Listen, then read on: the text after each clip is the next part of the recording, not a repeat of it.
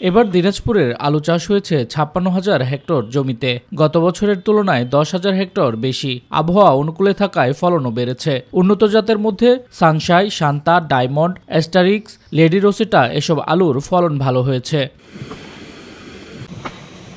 তবে কৃষকের সংকট অন্য জায়গায়। মাঠ পর্যায়ে চাষিরা বলছে এবছর বীজের দাম ছিল বেশি, অথচ এখন বাজারে আলুর দাম মাত্র ১২ থেকে ১৪ টাকা। ফলে ন্যায্য মূল্য থেকে বঞ্চিত হচ্ছেন কৃষকেরা। আলুর বীজের যে দ্বিগুণ দাম বেশি, এইভাবেই আলু বিক্রি করতে গেলে আমরা যে ব্যাংক থেকে লোন নিয়ে যে আলু রোপণ করছি বা কৃষকরা যে আলু লাগাইছি, আলু বিক্রি করে আমরা ব্যাংকের লোনে শোধ করতে পারবো না। ৮০-৯০ টাকা কেজি বীজ লাগাই দিয়ে এখন আলু মাত্র ১২ থেকে ১৪ টাকা করে কেজি। আলু তো গৃহস্থ মারা গেছে, আমাদের আলুর পয়সা উঠতেছে না। যে শ্রমিকের দাম, এই যে আলু তুলতেছি, এই আলু উঠানোর ৫০০ টাকা করে হাজিরা দিতে আলু উঠানো খরচেই আলু বিক্রি করে উঠবে না। অনেক কৃষকই এবার আগাম জাতের আলু চাষ করেছেন, কারণ আগাম জাতের আলু ৬০ থেকে ৬৫ দিনের মধ্যে তোলা যায়। তাতে দেখা যাচ্ছে বিপরীত চিত্র। যার আলু যত আগে উঠেছে তার লাভও তত বেশি হয়েছে।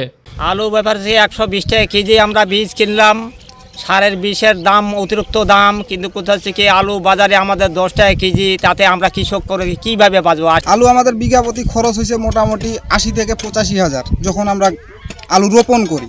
বর্তমান আলুর বাজার খুবই কম, আমরা তো কৃষকরা সবাই মাঠে মাঠার। তবে স্থানীয় কৃষি অধিদপ্তরের তথ্য ভিন্ন কথা বলছে।